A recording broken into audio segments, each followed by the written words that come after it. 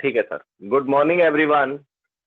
Today our topic is reflection of light on the basis of wave theory, और you can say हेगन principle का use करके आप इसको प्रूव करेंगे। तो टॉपिक का नाम क्या है? रिफ्लेक्शन ऑफ लाइट, या लॉ ऑफ रिफ्लेक्शन भी बोल सकते हो। Law of reflection of light on the basis of wave theory. Wave theory का मतलब हेगन प्रिंसिपल भी आप कह सकते हो। क्या आपने हेगन प्रिंसिपल का यूज करके क्या करना है? लॉ ऑफ रिफ्लेक्शन को प्रूव करना है। You know law of reflection क्या होता था? Angle I is equal to angle R. ठीक है, ये आपने प्रूव करना है। हेगन प्रिंसिपल क्या? हेगन प्रिंसिपल के अंदर अगर आपको ध्यान हो तो आपने पढ़ा था वेव फ्रंट के बारे में। किसके बारे में? Wave front. तो वेव फ्रंट का आप यूज करिए और angle I is equal to angle R prove कर दीजिए। इसी को हम क्या बोल देंगे? Reflection of light on the basis of wave theory. तो करते हैं लॉ ऑफ रिफ्लेक्शन को। डायग्राम ड्रॉ करेंगे। सबसे पहले आप क्या करेंगे? डायग्राम ड्रॉ करेंगे।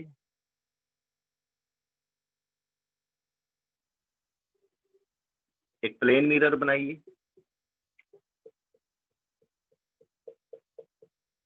ठीक है, इस तरह से प्लेन मिरर। लाइट को इंसिडेंट कीजिए इससे, इंसिडेंट रे। इस तरह से एक और लाइट ले लीजिए। थोड़ा कम रह गया है, चलो काम चलाते हैं। ये दो रे आपने ले लिए, दोनों पैरेलल नहीं नजर आ रही, क्योंकि फील भी तो आना चाहिए यहाँ पर, ये पैरेलल है।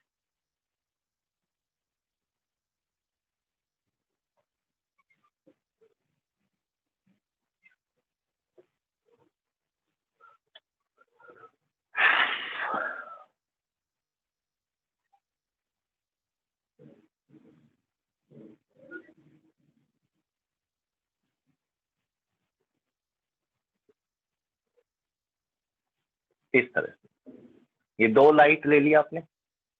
रिफ्लेक्शन में हम एक लेते थे ना, इसमें दो लेनी है आपको। ये दो जब लाइट लोगे तो जो ये रे है इनका वेव फ्रंट कहाँ बनेगा? वेव फ्रंट कहाँ बनेगा? वेव फ्रंट यहाँ पर बनेगा, ये बिल्कुल 90 डिग्री पर। ठीक है, ये होगा वेव फ्रंट। क्या होगा ये? Wave front 1। ठीक है, और इसको कौन सा वेव फ्रंट बोलेंगे? Incident wave front. कौन सा wave front? Incident wave. Hagin theory लगानी है ना, तो ये यूज करेंगे। उसके बाद इंसिडेंट एंगल कहाँ होगा? जहां पर ये प्लेन सरफेस से स्ट्राइक करेगा वहां पर क्या करेंगे आप? नॉर्मल ड्रॉ करेंगे। ठीक है, ये नॉर्मल कौन सा? n1। और ये एंगल कौन सा बनेगा इसके साथ? Angle of incident I. Okay, एक चीज हो, पॉइंट नोट करिए। जो ये रे है, जो ये रेज आपने इंसिडेंट किया है, ये जो प्लेन वेव फ्रंट बनना है, अगर आपको ध्यान हो तो जो रे होती है उसके सामने लोकस लेते हो आप। क्या लेते हो? लोकस, जो कि आपको वेव फ्रंट बना देता है। क्या बना देता है? Wave front. तो वेव फ्रंट के साथ जो रेज आप ले रही हो, जो रेज इस तरह से आ रही थी, इक्वी डिस्टेंस रे, तो आपने जो लोकस लिया था वो क्या बना रहा था? एक प्लेन बना रहा था। ठीक है, तो ये प्लेन वेव फ्रंट तो बनेगा। अगर ये इंफिनिटी से आ रही है तो देखो पैरेलल रे है, प्लेन वेव फ्रंट बनेगा। सेकंड, जो ये लोकस ऑफ पॉइंट आपने लिया, जो ये प्लेन लिया, जो ये रे इसके ऊपर स्ट्राइक कर रही है, ये इसके साथ कितने डिग्री एंगल बनाएंगी? कैसे नेचर होगा इसका इसके साथ? परपेंडिकुलर का। कैसा होगा? परपेंडिकुलर का। तो आप कह सकते हो कि जो ये रे है ये इस वेव फ्रंट के साथ क्या होंगी? परपेंडिकुलर। ठीक है, दूसरी बात है, अगर ये एंगल आई है, ठीक है, तो ये वाला एंगल कितना होगा? यू नो वेरी वेल, अभी अभी बात करी थी कि जो ये रे है ये प्लेन वेव फ्रंट के साथ कितने डिग्री एंगल बनाएगी? 90 डिग्री का। ये पॉइंट ए बोल दीजिए आप इसको, ए पॉइंट। ये अगर 90 डिग्री है, ये आई है, तो ये कितना होगा? 90 माइनस आई। कितना होगा? 90 माइनस आई। उसके बाद ये नॉर्मल सरफेस के साथ कितने डिग्री एंगल है? फिर दोबारा से 90। नॉर्मल का सरफेस के साथ कितना एंगल है? प्लेन सरफेस के साथ 90। अगर ये 90 माइनस आई है तो ये कितना रह जाएगा? एंगल आई। कौन सा? This one. ये वाला एंगल कितना रह जाएगा? एंगल आई। ठीक है, ये कितना है? 90 माइनस आई। ये ज्योमेट्री है, मैथमेटिक्स। ये एंगल आई, ये वाला 90 माइनस आई, तो ये वाला कितना हो जाएगा? आई। ज्योमेट्री से कर रहे हैं। पहले ये इसके साथ 90 डिग्री था, वेव फ्रंट के साथ रे 90 थी, ठीक है, ये आई था, तो ये कितना हो जाएगा? 90 माइनस आई। उसके बाद नॉर्मल के साथ प्लेन सरफेस को लिया, ये 90 माइनस आई था, तो ये कितना बचेगा?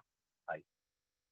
ओके, चलो अब हम रिफ्लेक्टेड रे की बात करते हैं। ये लाइट यहाँ पर स्ट्राइक करेगी, जिस एंगल से कर रही है उसी एंगल से जाएगी या नहीं जाएगी, ये प्रूव करना है।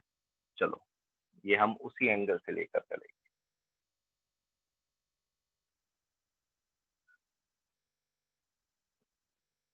ठीक है, ये लाइट आई, लाइट वन, ये लाइट इस तरह से चलेगी। इसी तरह से लाइट टू स्ट्राइक करेगी, ये भी कैसे जाएगी?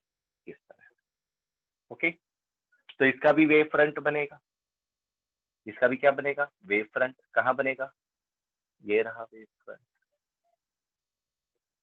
90 डिग्री, है ना? ये होगा वेव फ्रंट टू। इसको क्या बोलेंगे?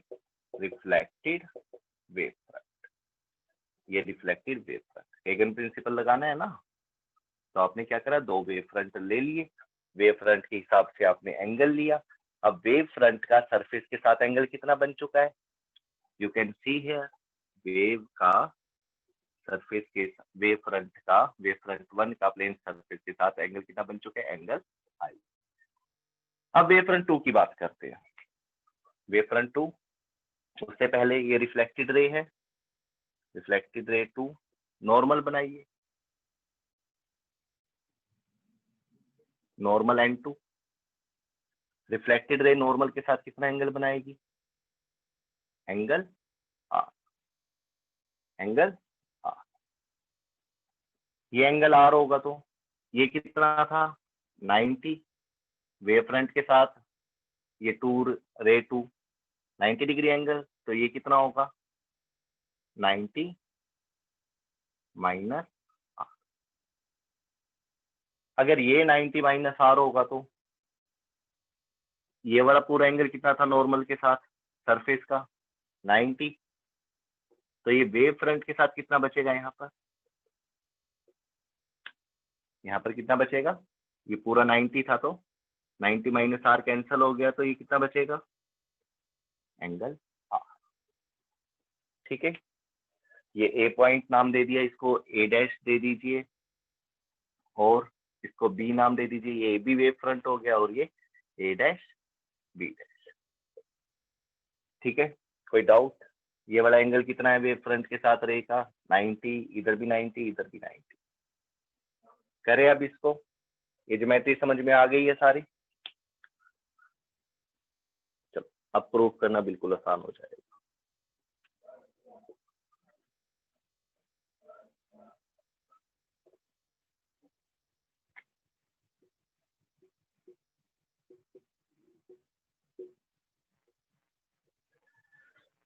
इसके अंदर दो ट्रायंगल नोट करनी है अब आपको, एक तो वेव फ्रंट वन को लेकर और एक वेव फ्रंट टू को लेकर।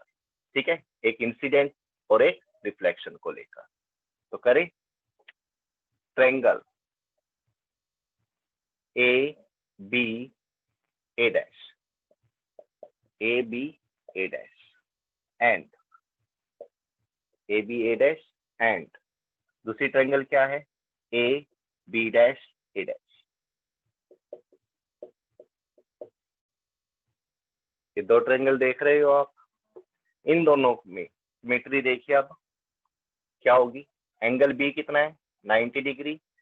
ये वाला एंगल बी डैश भी क्या है, ये ट्रायंगल बना सकते हो आप, अलग से बना दो यहाँ पर।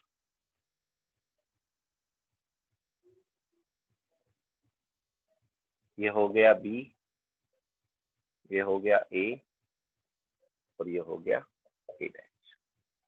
इस तरह से यहाँ पर बना दीजिए।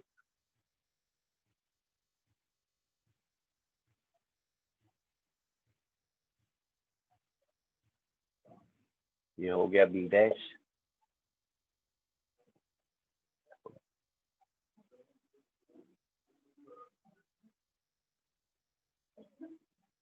ये हो गया बी डैश, ये हो गया ए डैश और ये हो गया ए। ठीक है, इस तरह। ये वाला एंगल कितना है,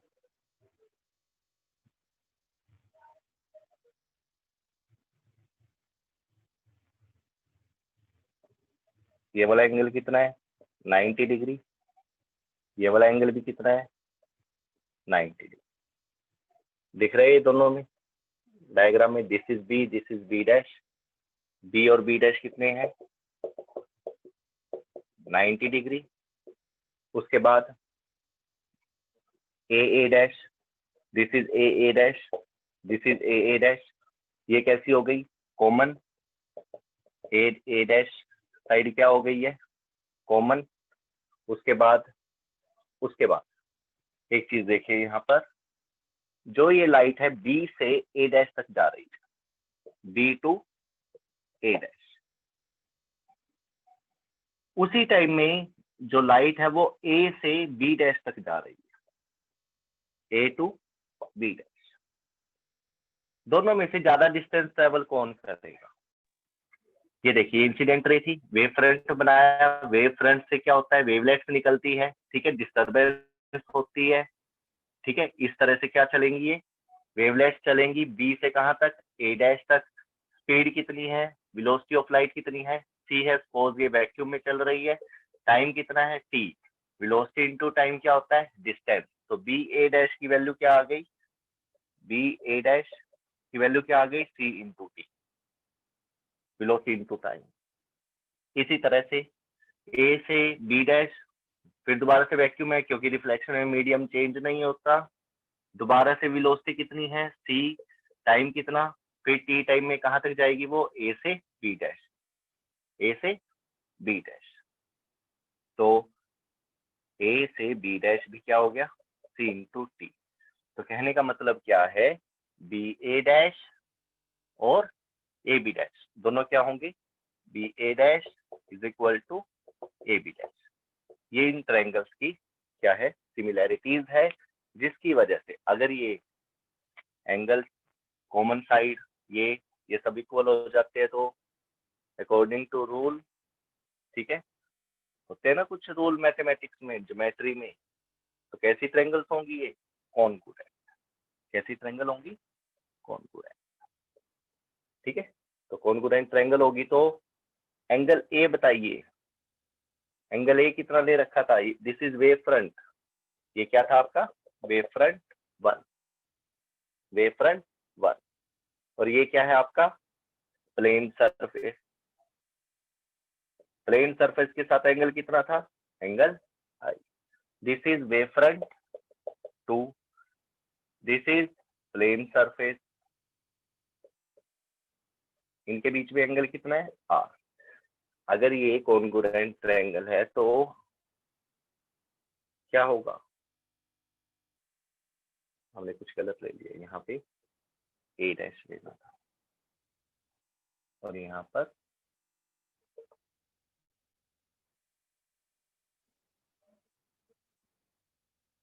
दिस इज आर।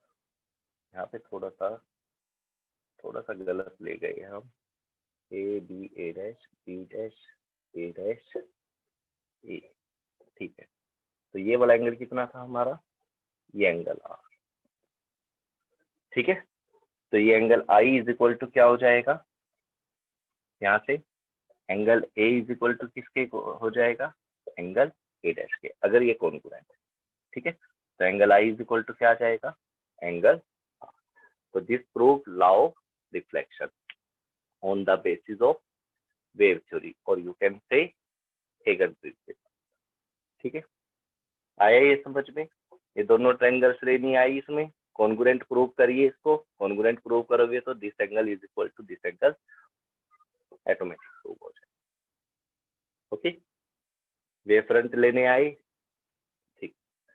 चलो अब एक और चीज, इसके अंदर लॉ ऑफ रिफ्लेक्शन के अंदर ही एंगल आई, एंगल आर, या इंसिडेंट रे, सॉरी इंसिडेंट रे, रिफ्लेक्टेड रे और नॉर्मल, ये तीनों कैसे होने चाहिए, सेम प्लेन। ये भी था ना law of reflection, angle I, oh sorry incident ray I, reflected ray R and normal, ये सारे किस में लाई करने चाहिए, सेम प्लेन में। तो अब इसको थोड़ा सा देखते हैं, ये सेम प्लेन में लाई करेंगे या नहीं, या कैसे करेंगे।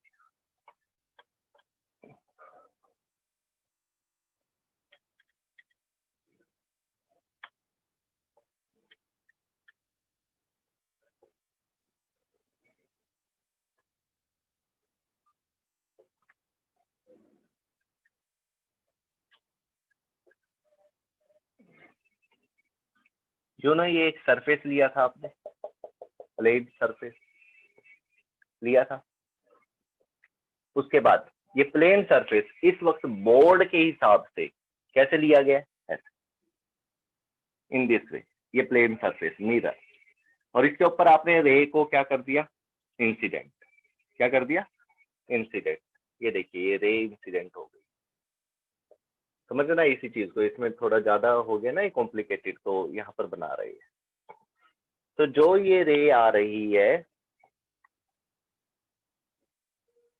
ये जो सरफेस है, सरफेस कैसा है, इस बोर्ड के साथ, प्लेन ऑफ पेपर के साथ, इस दीवार के साथ जो भी आपको दिख रही है, ये इस तरह से परपेंडिकुलर, यानी कि पहले आप क्या करते थे 10th क्लास में, ऐसे लिया, ये हो गया, ये नॉर्मल हो गया, ये एंगल आई ले लिया, ऐसे लेते थे। लेकिन अब क्या कर रहे हैं, अब क्या कर रहे हैं हम, अब हम सरफेस को लेकर स्टडी कर रहे हैं, इसको लेकर सरफेस को, एक न्यूमेरिकल भी आएगा इसके बाद। जो ये रे है ये ऐसे आ रही है,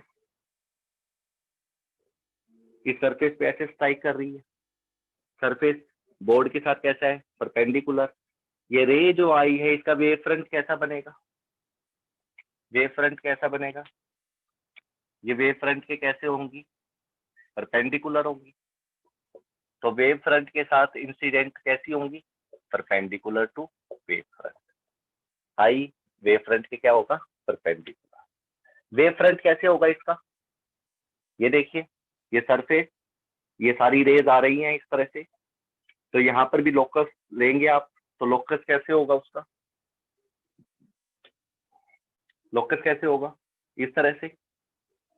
तो ये भी बोर्ड के साथ कितना एंगल बनाएगा, 90 डिग्री, यस और नो। प्लेन मिरर का जो सरफेस है वो भी 90 डिग्री पर, और जो ये वेव फ्रंट बना है आपका इस तरह से, ये ए बी, ये भी कैसा होगा, 90 डिग्री पर। कितना होगा, 90 डिग्री। और अगर आपने ध्यान करा हो, ये वेव फ्रंट सरफेस के साथ कितना एंगल बना रहा है, एंगल आई, एंगल आई। तो यहाँ पर जो आप एंगल बनाते हो, इंसिडेंट एंगल आई, देखा जाए तो ये वेव फ्रंट के साथ भी क्या एंगल बनता है, एंगल आई। तो हेगन प्रिंसिपल से एक चीज तो ये नोट करो, जो वेव फ्रंट फर्स्ट है वो प्लेन सरफेस के साथ जो मिरर का था उसके साथ कौन सा एंगल बनाएगा, इंसिडेंट एंगल। कौन सा एंगल बनाएगा, इंसिडेंट।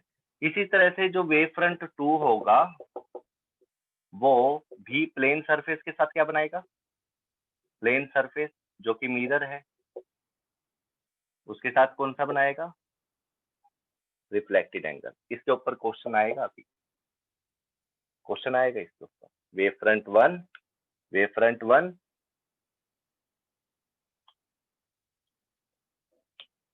वेव फ्रंट 1 प्लेन मिरर के साथ एंगल आई, ठीक है। उसके बाद ये रे यहाँ पे टकराई, इस तरह से गया, तो यहाँ पर वेव फ्रंट बनेगा इस तरह से, इस तरह से, ठीक है। तो प्लेन के साथ कैसा एंगल होगा, फिर दोबारा से एंगल। इसके बाद एंगल आई वेव फ्रंट के परपेंडिकुलर है, ठीक है। ये वेव फ्रंट इसके साथ एंगल आई बना रहा है। इसी तरह से आर इसके साथ क्या है, परपेंडिकुलर है। नॉर्मल, नॉर्मल कैसा होगा, ये सरफेस, सरफेस के साथ नॉर्मल कैसा होगा, इस तरह से।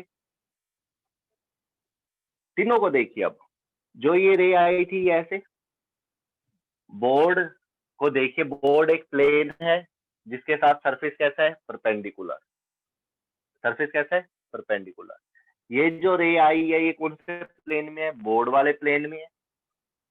नॉर्मल वो भी इसके साथ क्या हो गया, इसी प्लेन में, और ये टकराकर जा रही है वो भी क्या हो गया, बोर्ड वाले प्लेन। तो तीनों के तीनों अगर इमेजिन करे जाए तो किसमें है, सेम प्लेन। क्योंकि वेव फ्रंट क्या है, परपेंडिकुलर, किसके साथ, रे के साथ। सरफेस क्या है, परपेंडिकुलर, किसके साथ, प्लेन के साथ। वेव फ्रंट भी परपेंडिकुलर है बोर्ड के साथ, वेव फ्रंट भी परपेंडिकुलर है बोर्ड के साथ, सरफेस भी परपेंडिकुलर है बोर्ड के साथ, और जो ये रे आपने लिए आई, आर और एन, ये परपेंडिकुलर है किनके साथ, वेव फ्रंट के साथ। ये वेव फ्रंट के साथ परपेंडिकुलर है, ठीक है। और वेव फ्रंट किसके साथ परपेंडिकुलर है, बोर्ड के साथ, ये व्हाइट बोर्ड के साथ। समझना इस चीज को, I incident ray wave front first perpendicular to board. तो जो ये आई वेव फ्रंट के साथ परपेंडिकुलर है और वेव फ्रंट बोर्ड के साथ परपेंडिकुलर है, तो आई बोर्ड के साथ क्या होगा, पैरेलल। आई बोर्ड के साथ क्या होगा, पैरेलल। और देख भी सकते हो आई ऐसे आया है, ये किसका प्लेन है, ये आई के आने का, बोर्ड का प्लेन, तो उसके साथ वो पैरेलल। बोर्ड भी यही है और वो भी ऐसे चल रहा है। हाँ, ऐसे चल रही होती रहे तो परपेंडिकुलर होती, ऐसे चल रही है तो बोर्ड के साथ वो, बोर्ड के साथ लाई कर रही है। इसी तरह से नॉर्मल भी क्या होगा, नॉर्मल किसके साथ है, surface of mirror, surface of plane mirror, उसके साथ परपेंडिकुलर है।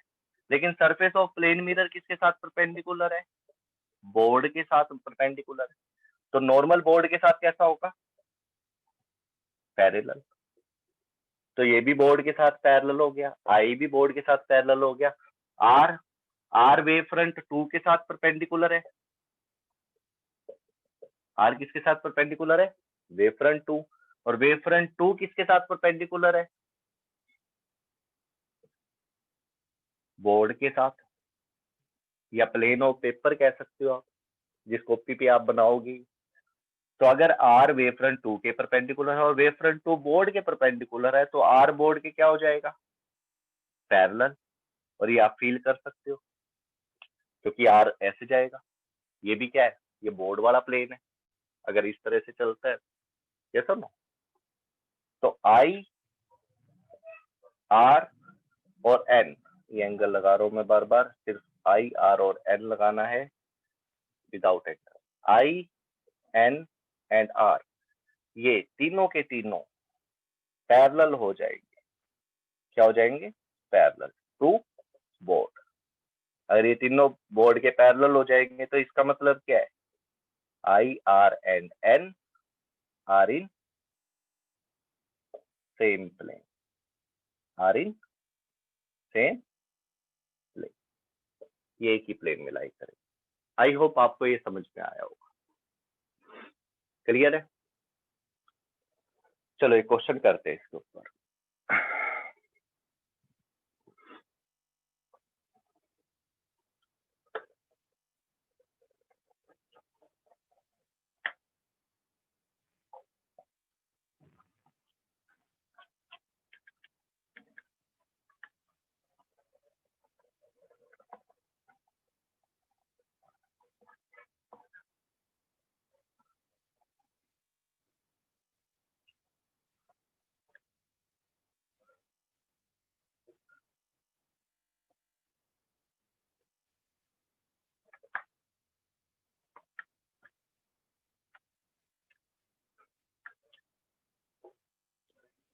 नोट करिए क्वेश्चन, उसमें थोड़ा वेव फ्रंट को लेकर बताया गया।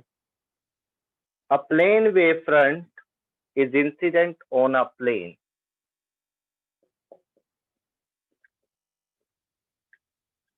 a plane wave front incident on a plane reflecting surface at an angle, plane reflecting surface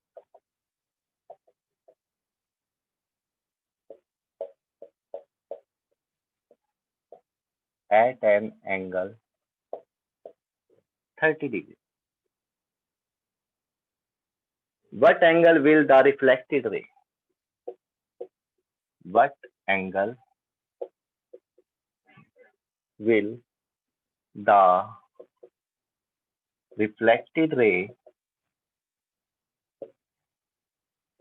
reflected ray कितना एंगल बनाएगी? Make with the reflecting surface. Make with the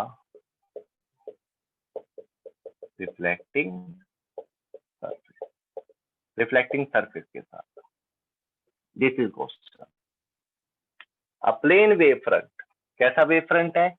plane wave front. Plane reflecting surface के साथ कितना angle बना रही है? 30 degree. What angle with the reflected ray makes with reflecting surface? कई बच्चे डायरेक्ट आंसर इसका दे देंगे कि सर रिफ्लेक्टेड रे भी कितना एंगल बनाएगी? ये इंसिडेंट हो गया, इंसिडेंट एंगल 30 डिग्री, रिफ्लेक्टेड, ठीक है, reflected ray reflected angle R is equal to क्या आ जाएगा? 30 डिग्री. ठीक है, आंसर यही है, आंसर यही है, बट आंसर देने का स्टाइल या तरीका गलत है. इसका मतलब आपने इसको सही तरह से नहीं समझा. उसने वेव फ्रंट इंसिडेंट कहा, और अभी अभी मैंने आपको एक डायग्राम बताया था, उसके अंदर बता दिया गया था कि वेव फ्रंट का एंगल ही इंसिडेंट एंगल होता है. ठीक है, अब आपको क्या पता है? एक रे है आई, नॉर्मल के साथ एंगल बनाती है, वो एंगल आई, यही पता है. एक रिफ्लेक्टेड रे आर होती है, नॉर्मल के साथ एंगल बनाती है, एंगल आर. और लॉ ऑफ रिफ्लेक्शन में angle I is equal to angle R, और ये तीनों कैसे होते हैं? एक ही प्लेन पे होते हैं. ये पढ़ा था रिफ्लेक्शन के बारे में. लेकिन हेगन थ्योरी क्या कहती है? हेगन थ्योरी कहती है कि आपने जो ये रे ली है, इसके साथ तो एंगल बना दिया था, लेकिन यहाँ पर आपने एक वेव फ्रंट लिया था. क्या लिया था? Wave front one. Wave front one का भी एंगल कितना आया था? एंगल आई. कैसे आया था? नॉर्मल लिया था, नॉर्मल के साथ एंगल कितना बना था? एंगल आई. फिर ये कितना बना दिया था? 90 माइनस आई. ठीक है, और ये कितना बन गया? एंगल आई. किसका? वेव फ्रंट का सरफेस, प्लेन सरफेस के साथ. तो इन्होंने दे रखा है वेव फ्रंट का प्लेन रिफ्लेक्टिंग सरफेस के साथ एंगल 30 है, तो इसका मतलब ये कितना गिवन है? 30. पूछा क्या गया है? पूछा गया है कि ये जो लाइट रिफ्लेक्ट होगी, इसका एंगल कितना होगा? ये वाला angle R. This is I, this is R, this is 90 minus R, और ये वाला क्या होगा? फिर दोबारा से आर. अगर ये 30 डिग्री है, हेगन थ्योरी ने क्या कहा? एंगल आर भी क्या होगा? 30 डिग्री. एंगल आई कहां पर था? प्लेन वेव फ्रंट वन का प्लेन सरफेस के साथ एंगल, प्लेन सरफेस के साथ कितना? 30 डिग्री. तो इसी तरह से हेगन थ्योरी से एंगल आर यानी कि वेव फ्रंट टू का किसके साथ? प्लेन सरफेस के साथ एंगल कितना होगा? वो भी 30 डिग्री आ जाएगा. ठीक है, अब रे कौन सी है? रे तो ये है ना, रिफ्लेक्टेड रे. रिफ्लेक्टेड रे भी क्या होगी? समझिए इस चीज को, ये प्लेन वेव फ्रंट के साथ दे रखा है ये आर. वो तो शुक्र है, तुम्हारी किस्मत ठीक है कि भाई आई और आर प्लेन वेव फ्रंट के भी एक जैसे होते हैं और रे के साथ भी एक जैसे होते हैं. लेकिन समझने में ये है कि उसने रिफ्लेक्टेड रे बोला है, वेव फ्रंट नहीं बोला. Wave front with reflecting surface answer होता तो reflected wave front with reflecting surface, तो भी यही आंसर होना था, लेकिन उसने क्या कहा है, रिफ्लेक्टेड रे मेक्स विद रिफ्लेक्टिंग सरफेस। तो आपको समझना चाहिए कि वेव फ्रंट वाला एंगल देकर, इंसिडेंट वेव फ्रंट वाला एंगल देकर प्लेन सरफेस के साथ उसने रिफ्लेक्टेड रे का एंगल पूछा है नॉर्मल के साथ। तो ये भी बाय ज्योमेट्री क्या हो जाएगा, ये 30, ये 90 माइनस आर, ये भी क्या आ जाएगा 30। ठीक है, तो ये तो रिफ्लेक्शन में था जिसमें ज्यादा इफेक्ट नहीं पड़ा, ज्यादा प्रॉब्लम नहीं आई। अगर कोई और चीज होती तो आप इसमें हो सकता था बाय ज्योमेट्री, यहाँ पर आंसर कुछ और आ जाता। ठीक है, मे बी 60 आ जाता, कुछ भी आ सकता। तो थोड़ा समझिए इस चीज को, वेव फ्रंट इंसिडेंट देकर क्या पूछा गया है, रे के साथ नॉर्मल का एंगल पूछा है। तो एंगल आर की वैल्यू क्या रहेगी 30 डिग्री, और साथ में डायरेक्ट आंसर नहीं दे सकते आप इसका, आपको ये सारी चीजें रिटर्न में लिखनी पड़ेगी उसके सॉल्यूशन। ठीक है, क्योंकि इस तरह से आप डायरेक्ट आंसर दे दोगे तो कंफ्यूजन रहती है। फिजिक्स के अंदर कोई भी सॉल्यूशन अगर आप देते हो तो उसको एक्सप्लेन जरूर करिए। विदाउट एक्सप्लेनेशन फिजिक्स के जो आंसर होते हैं वो गलत माने जाते हैं या मार्क्स काट दिए जाएंगे उसमें। ठीक है, करे रफ इसको, कुछ पूछना है इसमें? Akash sir, Pradeep sir, unmute करिए स्टूडेंट्स को।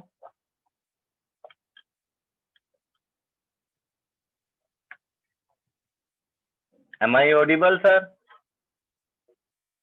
कुछ पूछना है बेटा इसमें, क्योंकि नेक्स्ट आर्टिकल रहेगा आपका law of refraction on the basis of wave theory, जिसको लॉ ऑफ रिफ्रैक्शन भी बोलते हो आप। क्या होता है लॉ ऑफ रिफ्रैक्शन, पता है ना उसका, mu is equal to sine I upon sine R, और म्यू को क्या लिखते हो आप, mu two upon mu one. और इसके अंदर आपको पता है जो रिफ्लेक्टेड और सॉरी इंसिडेंट वेव फ्रंट होगा या फिर वेव फ्रंट वन, और दूसरा कौन सा होगा, रिफ्रैक्टेड वेव फ्रंट बनाना पड़ेगा। कौन सा wave front, refracted wave front. और इसमें थोड़ा लिटिल बिट चेंज आएगा, इसके अंदर जो ट्रायंगल्स होंगी वो कॉन्ग्रुएंट नहीं होंगी, नॉट कॉन्ग्रुएंट। तो इसको कॉन्ग्रुएंसी से आप सोल्व नहीं करोगे, प्रूफ नहीं करोगे, क्योंकि इसके अंदर जो लाइट की स्पीड है वो रेयर मीडियम से डेंसर मीडियम में, रेयर मीडियम से डेंसर मीडियम में जब जाती है तो क्या होता है, रेयर मीडियम से डेंसर मीडियम में जाती है तो स्पीड कम हो जाती है। स्पीड कम होने की वजह से उसकी एक साइड बराबर नहीं होगी, जिसकी वजह से दोनों ट्रायंगल कॉन्ग्रुएंसी में नहीं आएगी। ठीक है, ये आया आपको समझ में? ठीक है, thank you, have a nice day.